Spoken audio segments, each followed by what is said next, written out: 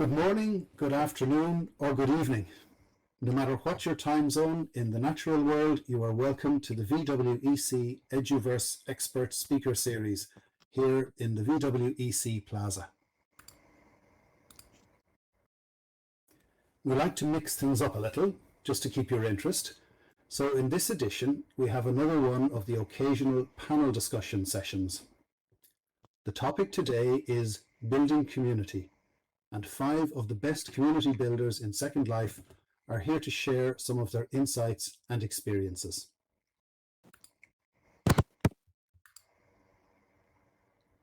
Most likely, you are already familiar with them all, many of whom are Thinkerer Award winners. It is my great pleasure to introduce Gentle Heron, Ryan Shultz, Spiff Whitfield, Lissena Wisdomseeker, and Zinnia Zauber. Each is going to speak for about 8 minutes or so.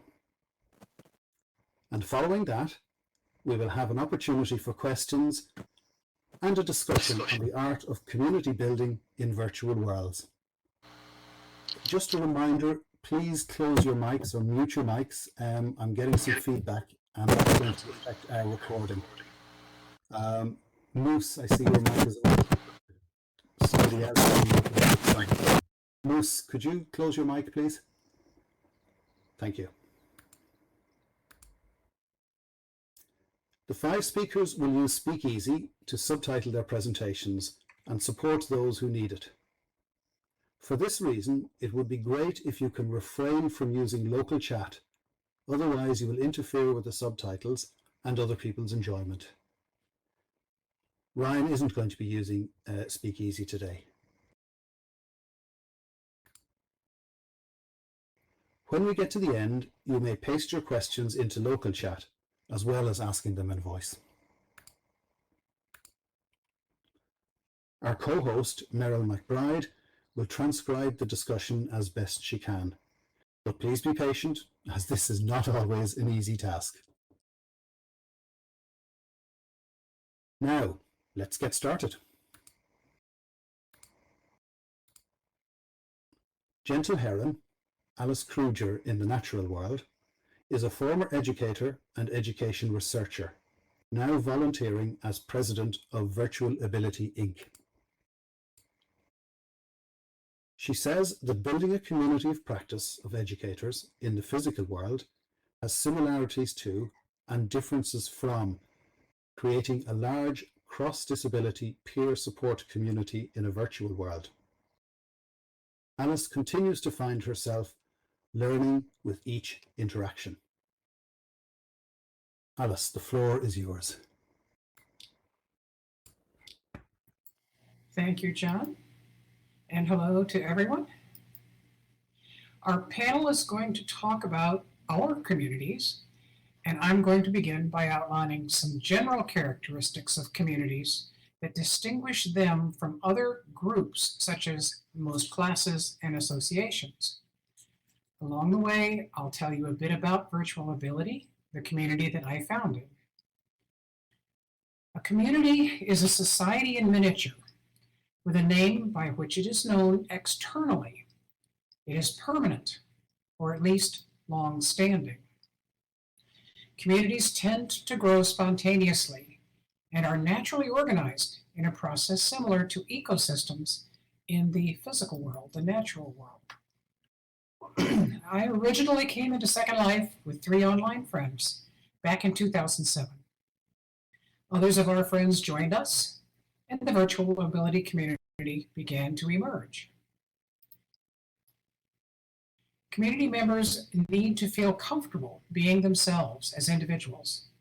Individuals within a community experience both a diversity and similarity.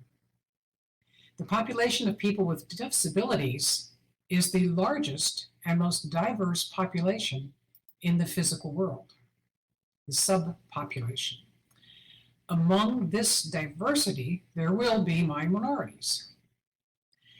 A positive community treats minority members fairly, being sure that their voice is heard.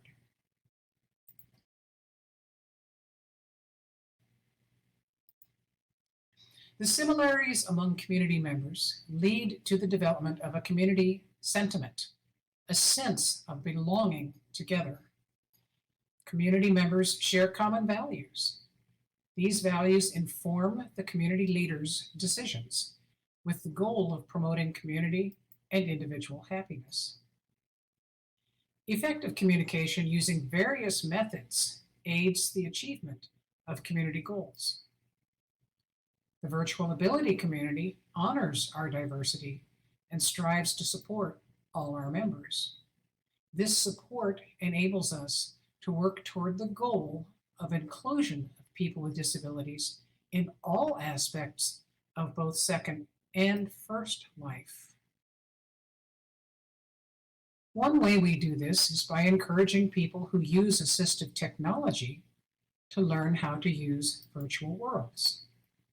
So far, virtual ability hasn't found any type of disability that we were not able to somehow accommodate here. Communities have expectations of their members. These are often seen as obligations to the group. By prioritizing the well-being of all community members, the community encourages members to meet their obligations to the group. When someone asks to join virtual ability, our leaders pose two questions to them.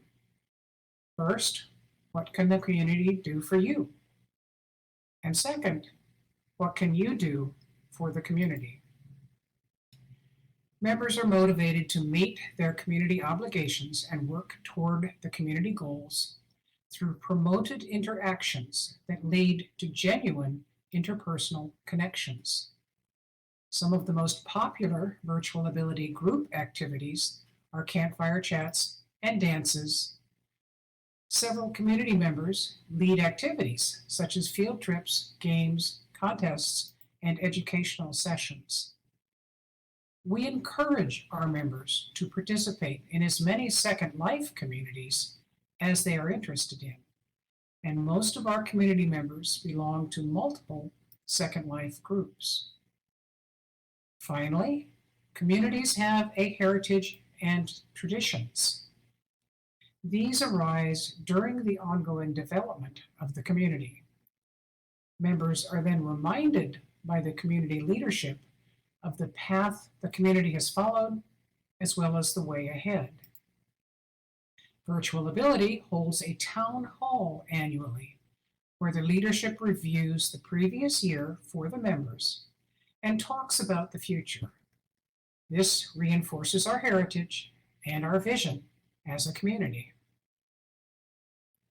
So communities and community building are very similar in the physical and the virtual realms.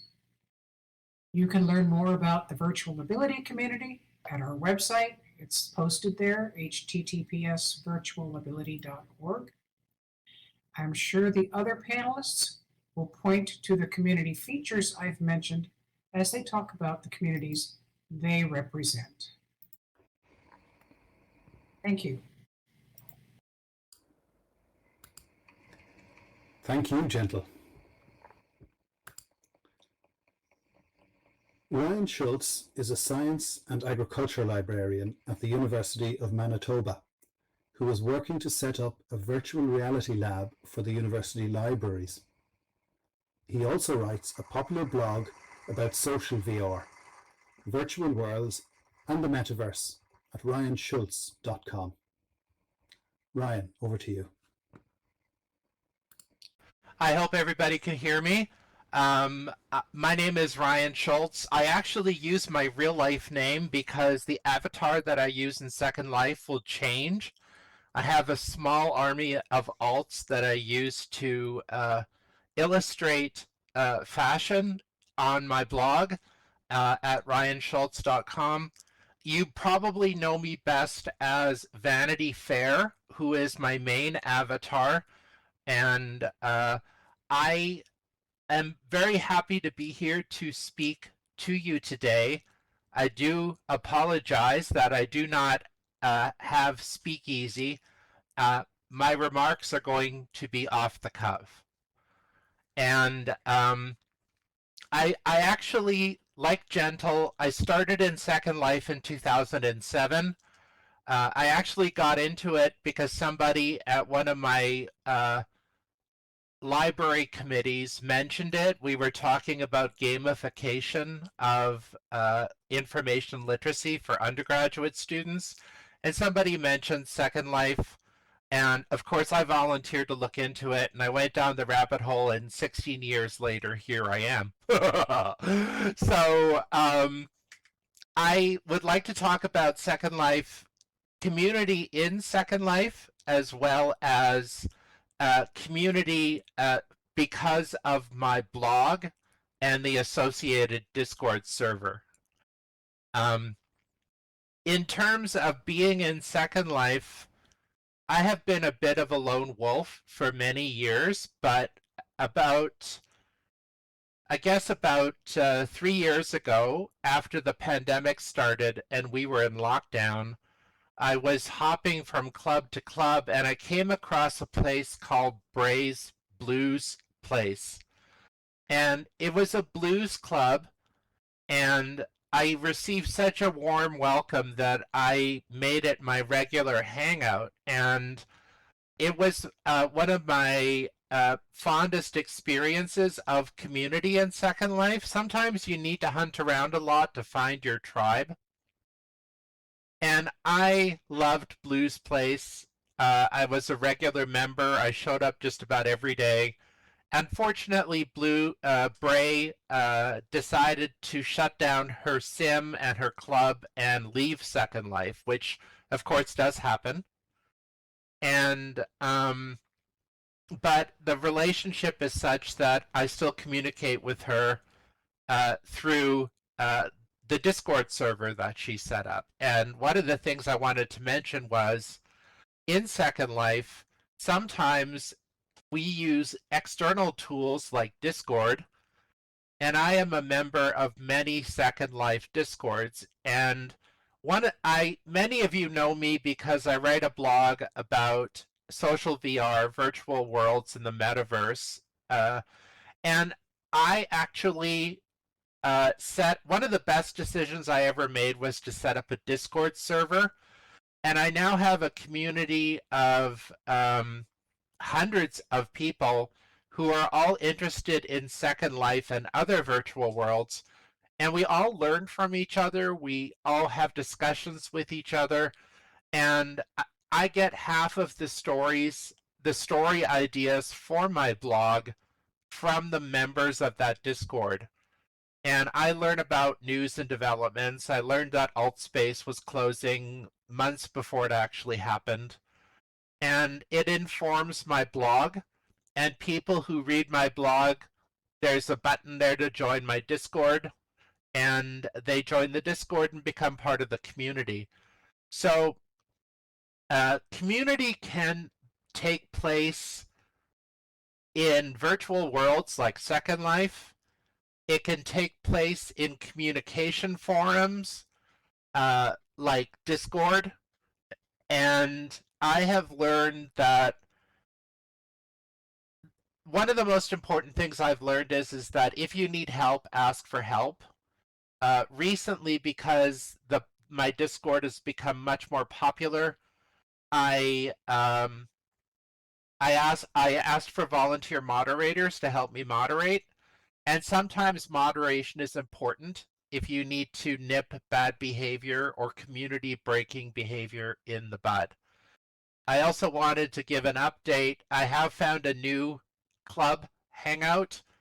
I'll be writing about it on my blog soon. It's at a time when many United States are enacting laws against drag performers and LGBTQ people. This is a club that provides a safe space for the trans community in Second Life. And I did an interview with the proprietor of the club, whose name is Robin. And although I am cisgender, I am gay, so I am part of the LGBTQ community, and I will be writing. I've seemed to have found a new community to join. I love Second Life. And so I just wanted to wrap it up by saying that community is important. I have spent a lot of time on a lot of social VR platforms that are newer than Second Life, but a lot of them have the cart before the horse, and they seem to be focused on sales and marketing as opposed to making a place where community can flourish and grow. And I think you need to focus on the community first and then the marketing and the sales aspect of it. That's how Second Life got started, you know? And I see a lot of these newer platforms and I see that they're doing it all backwards and they're wondering why community is not growing there.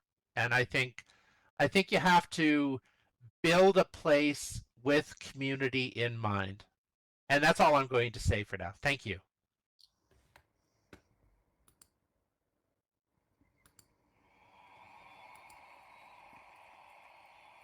Thank you, Ryan. Spiff Whitfield, also known as Andrew Wheelock, is a technology integrator in Western New York, where he travels school districts giving support and guidance to teachers using technology.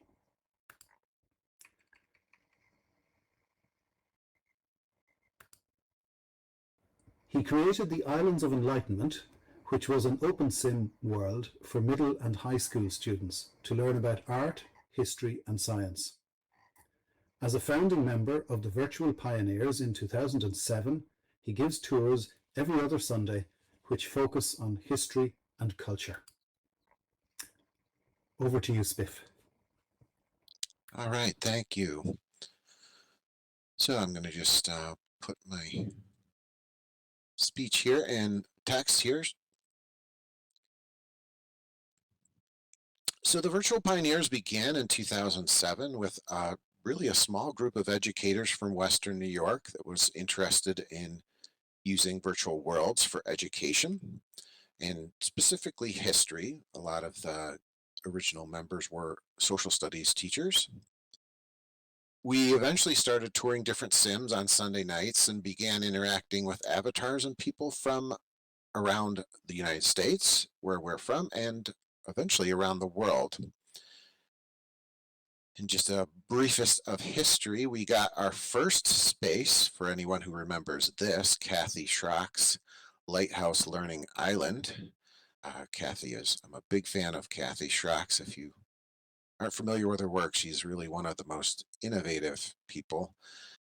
I think I deleted her building a couple different times, and she was patient about putting it back in the early days.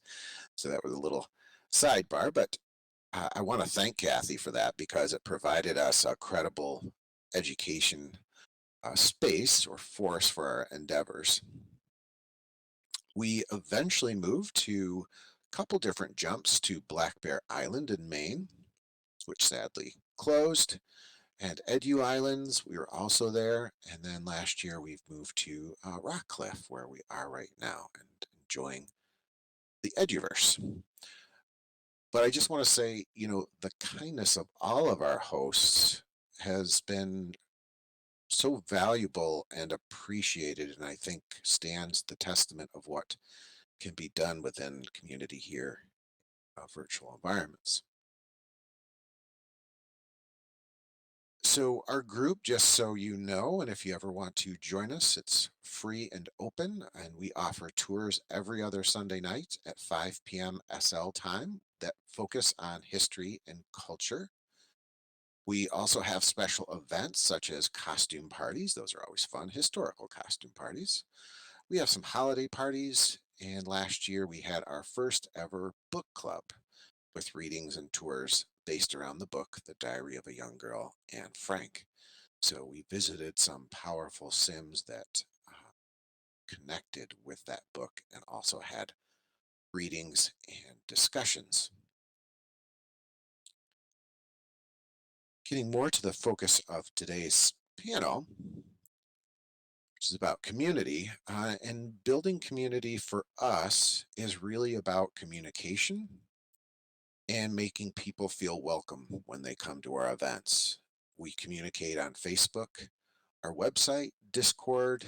I think we're even on Twitter with Zelda and SL, of course. We make sure our communication and events are well publicized. The next key for us is making sure that when people come to our events that they feel welcome and valued. And Serena and I kind of make sure that we touch base with every person that comes to an event, just say a quick hello and just see if anybody needs any help or support. So we feel that's an integral part to do. We also do our best to accommodate our tour guides and make sure we have voice if they want it and text provided as well. And lastly,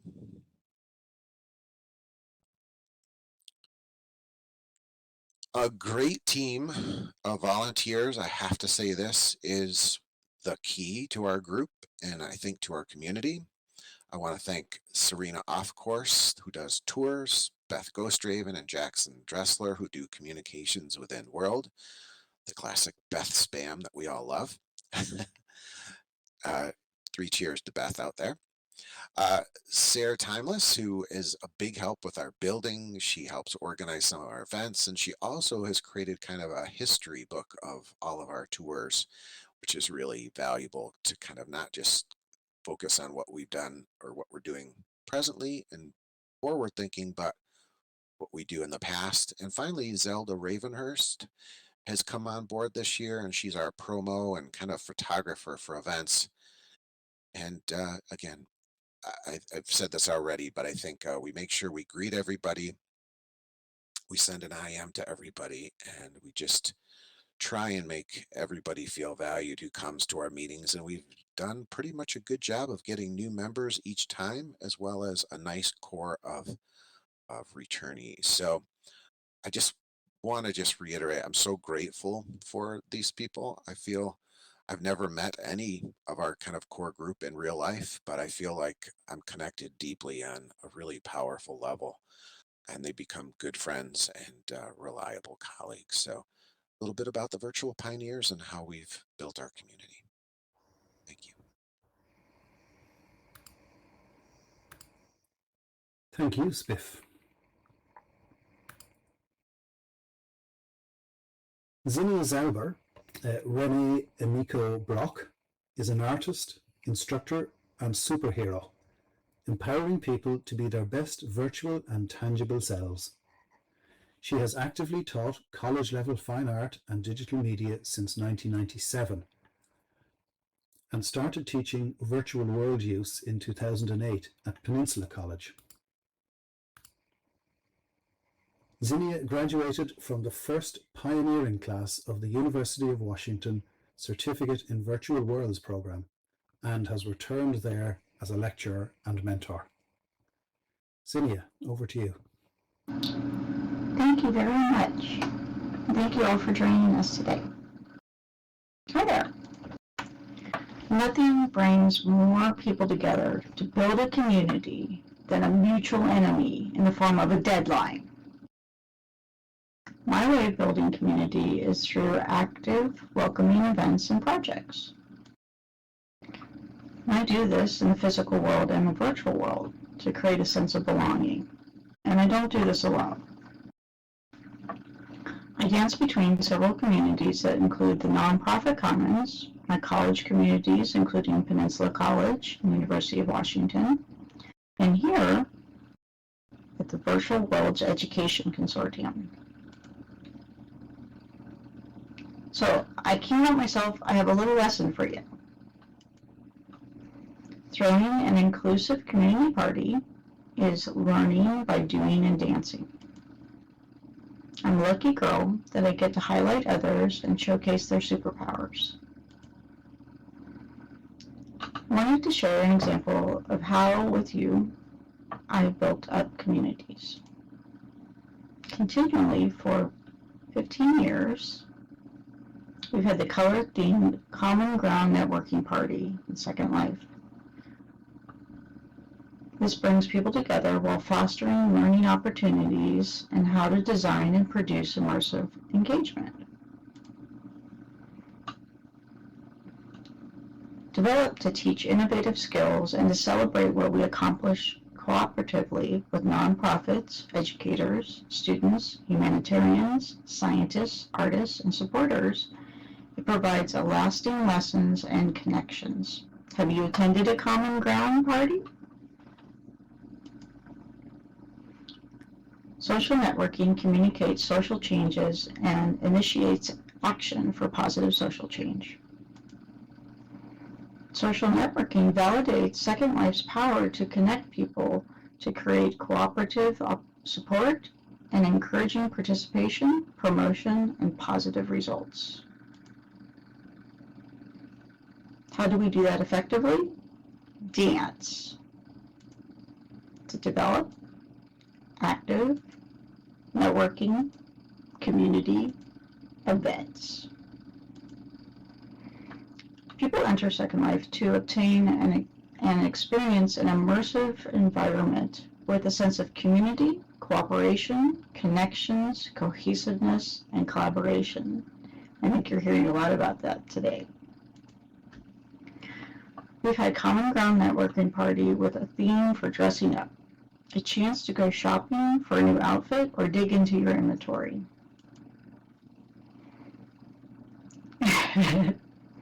I am a poet, in case you didn't know it. When we did this party weekly, I made a new outfit every time. So imagine how I learned how to do all of this stuff just because I needed to have a new outfit. Events are an effective way to connect with new audiences, promote diverse organizations' missions, and encourage those to participate and support these important organizations. Including to hearing, to listening, to sharing, to doing, and more dancing. Encouragement creates a cooperative community of responsibility, collaboration, and enthusiasm. By getting to know the people who create the common good in the world, we all meet on a common ground. Common ground even included progressive parties that would jump from community partner to community partner in a few hours. I remember sledding down hills in some of them. They were a lot of work and a lot of fun. When we started to have different communities, host each month. Community partners help create cohesion and unity. Demonstrating that you can play well with others builds a powerful force of attraction. This brings more interested folks that would benefit from your work and assist you along the way. Well, Beth, you run with scissors and Ice Guy runs with crayons. So an activity to build and curate. All the virtual skills are enhanced by an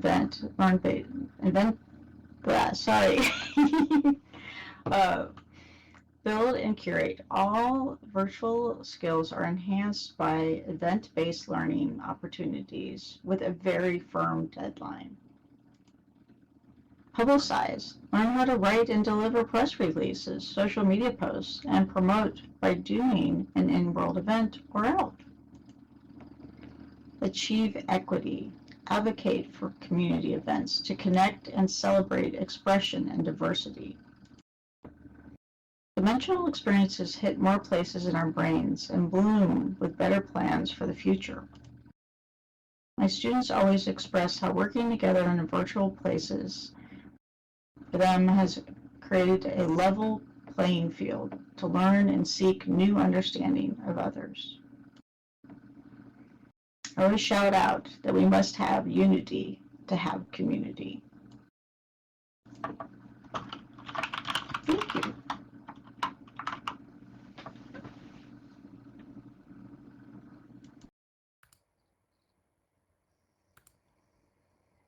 Thank you, Zinnia.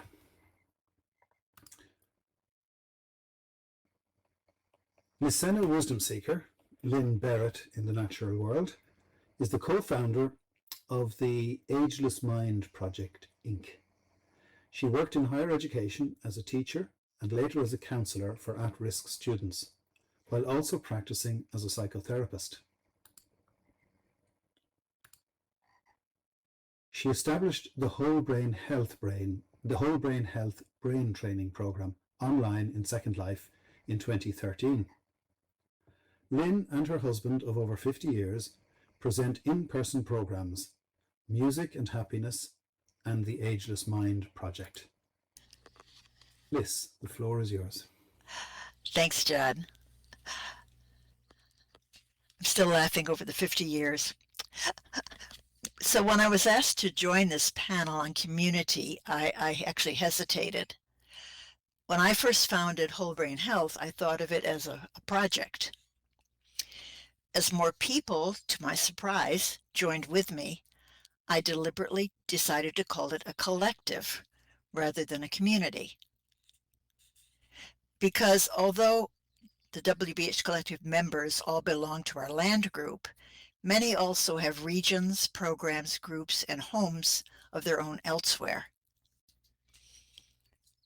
They have volunteered to offer a wide variety of hosted programs and discussions, self-guided activities, and other kinds of events on Inspiration Island, which I consider a public region. Our model is to offer parcels free of charge to volunteers and encourage them to create whatever kind of ambiance they feel they need, within a reasonable prim count, which is always to be discussed. The results can look a bit chaotic, with so many different sensibilities involved. But I think our volunteers feel much more connected to WBH because we accept their individual preferences. We have a small leadership team that oversees the health of our regions and works closely together to carry out our projects. I like to visualize the leadership team as the hippocampus of the collective, and our volunteers as neurons sparking around it. Whole Brain Health is the virtual home of our nonprofit Ageless Mind Project. AMP's mission is to increase the well-being of people, especially those over 50, by offering evidence-based, proactive, holistic learning and practices in Second Life and beyond. Our history in Second Life officially began in 2013, when I established the WBH group in Second Life, and Virtual Ability offered me the opportunity to present my ideas at their April conference. So we're celebrating our 10th anniversary here this month. I followed that talk with a brain health fair the next day, an event I imported from my work in First Life 2013, and members of the Virtual Ability community gave their moral support by coming to it. Bless their generous hearts. From that initial encouragement, I became braver and created an exhibit for the 2013 SL birthday celebration. Tuya Hines, stopped by the very basic poetry maze I was able to make with my limited building skills. She liked the challenge, we chatted, and she immediately volunteered to help me develop my ideas. Tuya soon became Associate Director of WBH, and she brought her friends to the party, and they brought their friends. So I suppose you could say we grew organically, largely by word of mouth that way. By 2014, we'd moved twice to bigger areas, from a parcel to half a sim, then to our current location as part of the Rockcliffe estate. I'm sharing a picture of the group photos we have taken several times between 2014 and now. I'm going to give them to you if I can figure out how to do this. Yes, I should be able to. So you put that together from all the different years. You can see how we grew as people brought friends or discovered us through destinations or events or the many groups I became active in.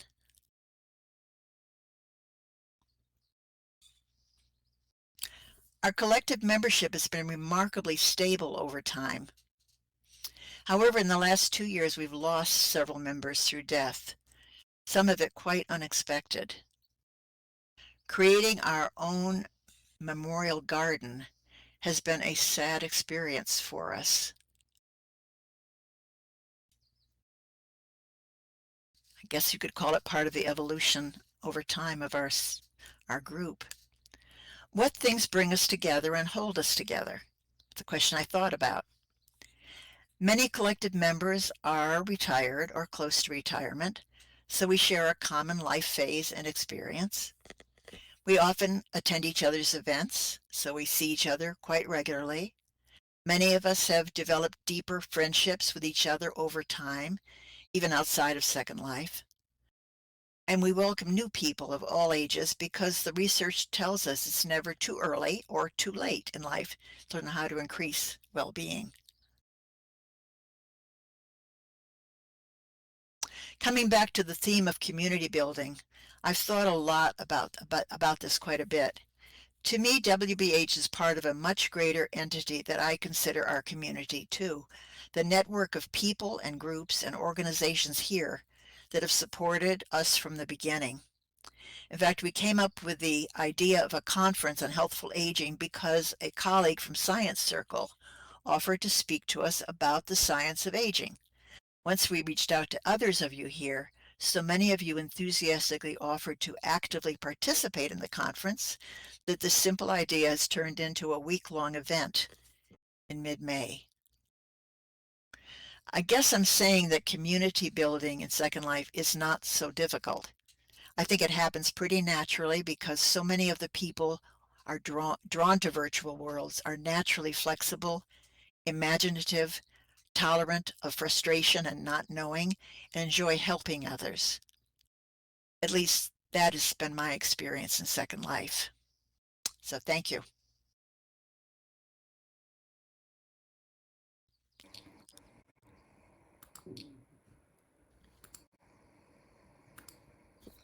Thank you, Liz. And thanks also again to Gentle, Ryan, Spiff, and Zinnia. Now, I'd like to invite your questions or comments. And maybe just to kickstart things off, I have a question for each of the members of the panel. So what do you think is the one most important thing you can do to nurture a community? And I'm asking if each of you could just give one single example. Maybe starting with you, Gentle.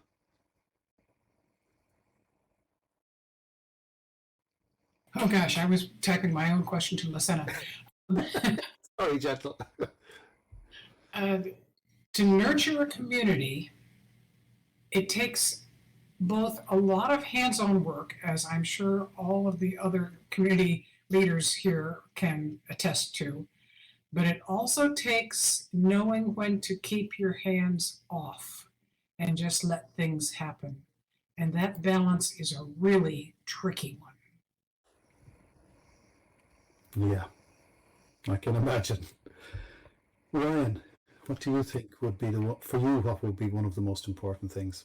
I think one of the most important things that you can do to build a community and keep it healthy is to come up with a list of norms, behavioral expectations, as well as perhaps come up with some procedures for dealing with problems when they do come up.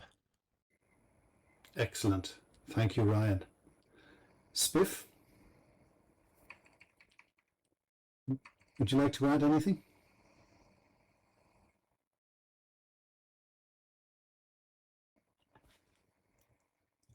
Spiff was having a bit of a problem with his connection earlier, so he may have dropped out. So I'm going to move on to Zinnia. Zinnia, what do you think?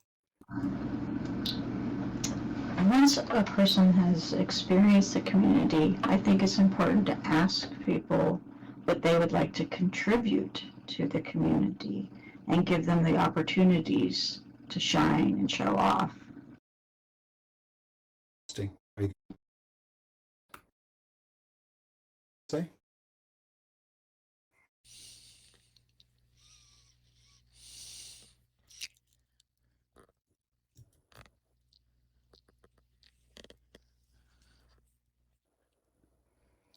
Lissena? I think a community is like a family in many ways, that we're all together, but everybody likes to feel visible. So paying attention to people in the group and connecting them, I think is a very important thing for people who lead a community. So four very broad,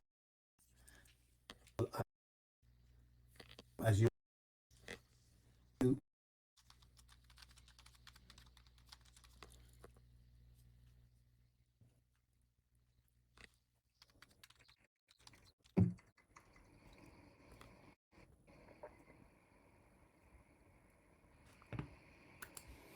Can anybody hear me? Can people hear me? There we go. All right. Sorry, everybody. Let me try that again. So I think for us, really, as I mentioned in our speech, for us, it's really about, our events are pretty standard. So I agree kind of with Ryan to make sure you have kind of, we're steady with our events. We have pretty much a very scheduled time. Our events go out pretty regularly. And I think the last piece is really just to make sure that people feel welcome once they arrive for an event. And that's the secret. Of course, our events are pretty small. We have probably 15, 20 at, at our event. So it's not quite as big such as this. It might be a little more challenging to make everybody welcome. But that's kind of, I think, the secret to our success is just that welcoming people when they get there. Thank you, Spiff. I think I was breaking up there for a while. Hopefully I'm back again. I was saying, Gentle, before I interrupted you, you were putting a question to Liz. Would you like to put that question again?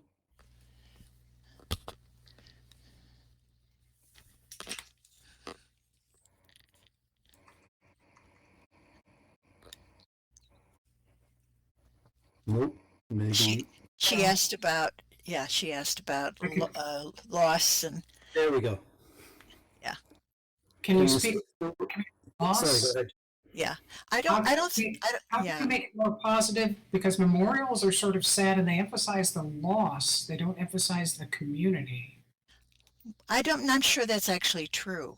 I mean, from my experience, really, with things here, people, when they come together to celebrate the person, we've had a memorial last summer for one of our members, and we're going to have another one as part of Nonprofit Commons, as you know, soon. I think there's something people find very comforting about the fact that they're not forgotten, that people do talk about them, remember them. That's been the experience, at least I've had with, an admittedly small group of people. So I don't know how to say beyond that. I'm sure there are other things you could do, and maybe other people have ideas about that. I'm always eager to hear those things. And we have a question from Galathina, which I won't read out everything because you can see it. But the question, it's disappeared on me now. Wait till I see if I can find it. Yeah, is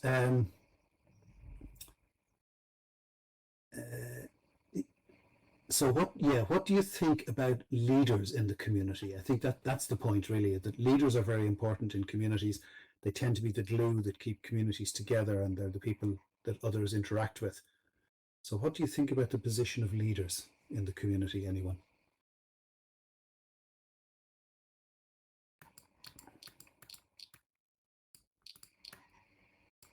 Are you asking all of us this question? Anybody who'd like to jump in? Well, I would love to jump in. Jump away, Zinnia, great. So, I tend to be the type of person who wants to lead things, and that I'm often put in a position to lead. And that I think it's crucial for all of us to recognize that being a leader is not the easiest job, and to be supportive of the leaders, while at the same time, the leader's job is to support all of you. Their job is to make things wonderful for you, to showcase what you do, what possible things you want to accomplish, and that they rely on you to communicate and be direct with them, because that is very kind to support us.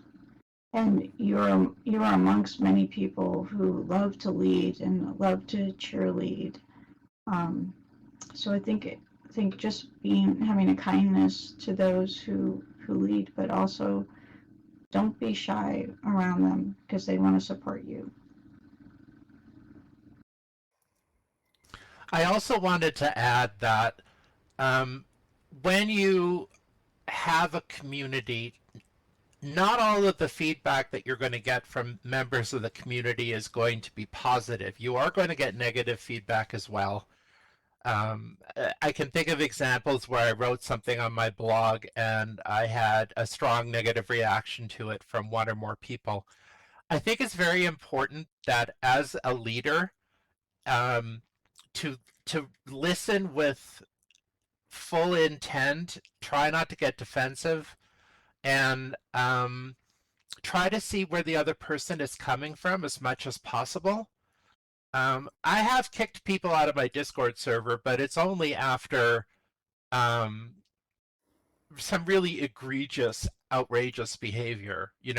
I tend to give people second and third chances, but at the same time, we do have a system in place with procedures. I have moderators, and that happens very infrequently. But at the same time, I do want people to know that there are consequences if they choose to break behavioral norms or they are causing stress in a community. You do need to nurture a community, and your role as the leader is important. Thank you both. I think that some interesting answers there. There's another interesting question here from Mook Wheeler, who asks that between a physical world community and a virtual world community, such as SL, which do you think has more staying power or cohesion or cohesiveness? And what might be some of the reasons for that? And then also tied into it, the second part of the question is, do you think anonymity in virtual worlds like SL helps or hinders community building? And again, anybody can take that who feels they'd like to answer it. I'll try and jump in here real quick. Just to maybe backtrack on the last question, I never really considered myself much of a leader of the group, but I've always just considered myself the eye candy of the gang. But I think it's really the leadership team that is the secret to leadership. So sorry to backtrack on that, but I think, for us, it's the content that brings us together. So we've kind of wrapped it around history as a content, and that brings people of a like interest and mindset. So I think that's where I go with that. And in terms of Mook's question about being easier to have a group or a community in the virtual world or in the real world, anybody want to tackle that one? I just would say I think it's been harder in a virtual world to maintain some of the communities when somebody who's leader of it dies. I'm thinking of the exploratorium kind of thing situation that happened. Uh-huh. And if you're not paying for the sim, or you don't have a way of having the materials on the sim be taken over by somebody else, you really have a difficult time continuing whatever the projects were. That's true, isn't it? This is Jill. I want to remind people in terms of continuity that you do need to follow the regulations that Second Life has put out about what happens if you as a leader die and what should happen to your community. So I think we need to be very aware of that. Yes, as Val says, digital legacy and archive. Yeah, I think that And at the I'm just going to say at the conference, Shyla has done work with Drax around this. She's going to talk about what she learned and what she has done legally as a result of that. excellent. We look forward to that. And Charlotte has a question, but just before we come to that, the other part of Mook's question was about anonymity. Anything to say about that? Well, I would think anonymity is a double-edged sword. I actually was anonymous for most of the first dozen years that I was in Second Life. I had a clear divorce between Second Life and real life, and it's only in recent years that I have decided to attach my real life name to my Second Life avatar. So I think anonymity is a good thing, and I'll give an example of how it's a good thing. In the White Pearl Salon, which I was just talking about, the safe space for the trans community, Second Life gives trans people who are exploring their gender expression an opportunity to test drive certain things and change their bodies, change how they appear to others. And for many, it's a gradual coming out process. And you have to respect the other person where they're coming from. If they choose to remain anonymous behind a Second Life avatar, then you should respect their choice, because everyone is on a different road and you don't know what's going on, and you kind of have to accept people where they are. However, the negative side of an anonymity is that you can have griefing and trolls and stuff like that who will disrupt your events and cause problems. So yeah, like I said, it's a double-edged sword. I do have an experience with that as well that I can say real quick. Regarding the anonymity, this is Sen. The thing about that is, it's like he just finished saying, Ryan was saying, is that, there's the pros and the cons, and depends.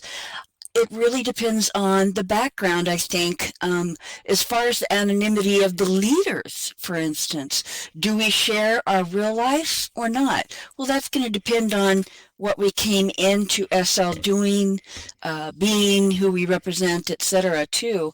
My start was not from coming from a school.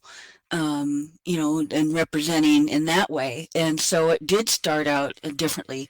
But I have a school with, 45,000 members and a sandbox. And when you have that many people, you have a lot of odd people. And there were some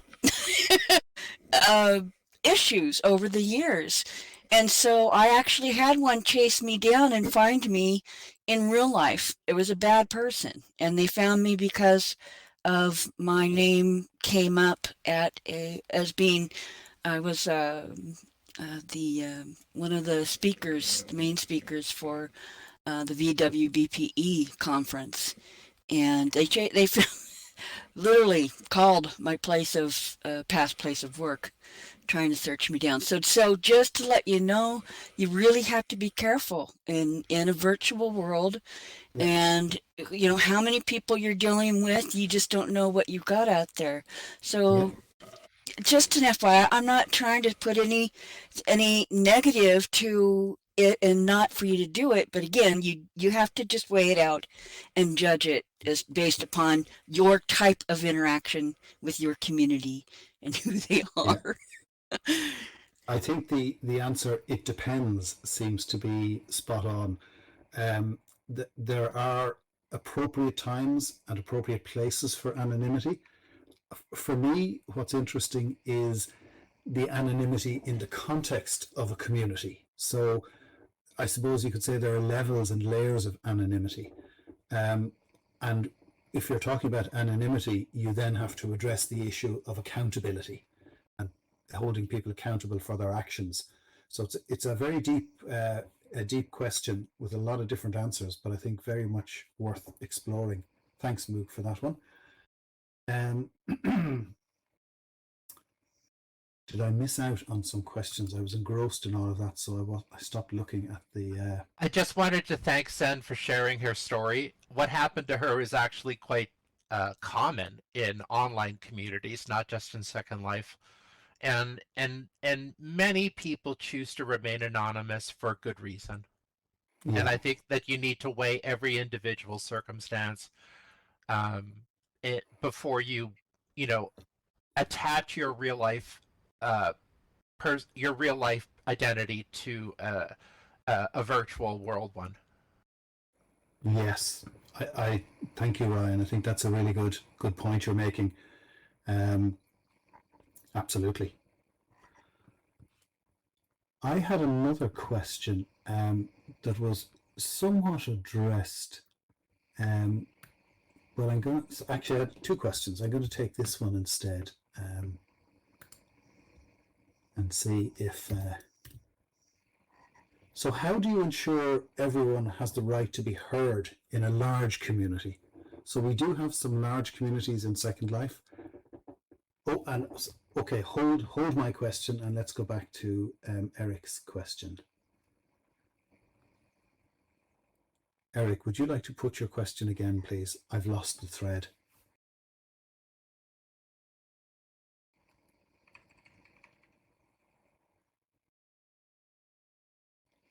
Advice on how does one nudge a new community past the small circle of friends stage to a larger circle or a baby community? Very good question. Yeah, that kind of first big step change. So Eric, this might sound a little silly, but creating a community brand and identity is one of the ways to get started on that. So that could be, a logo, that could be a set of colors, that could be a theme, a motto, something that can be passed on and observed by others, that it becomes something that people can attach to, and of course, make t-shirts. This is Jennifer. One thing I can point out is that it does all have to do with communication.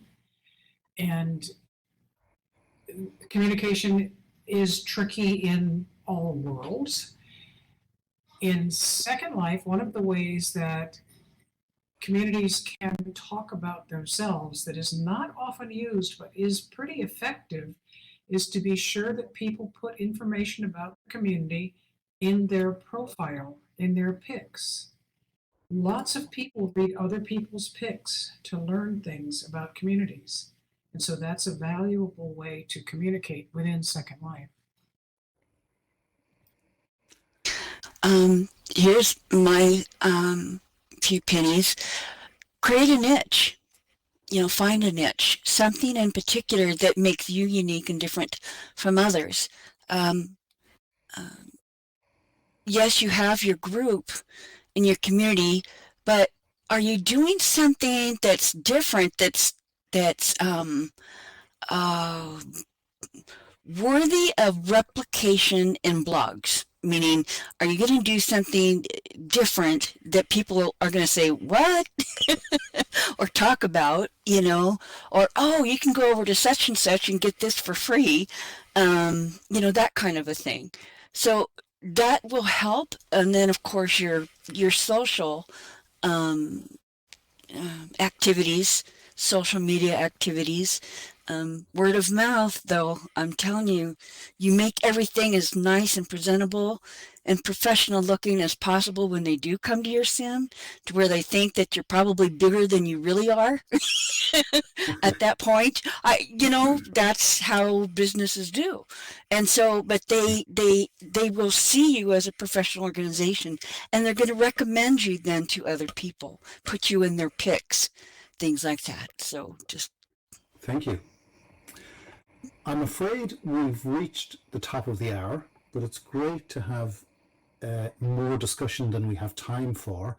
Let me do a wrap up, and then we can have a more chat later.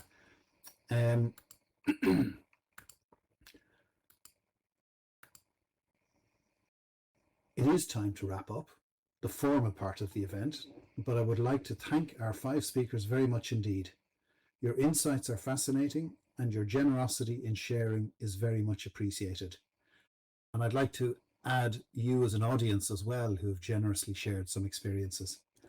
But please join me in applauding our panel.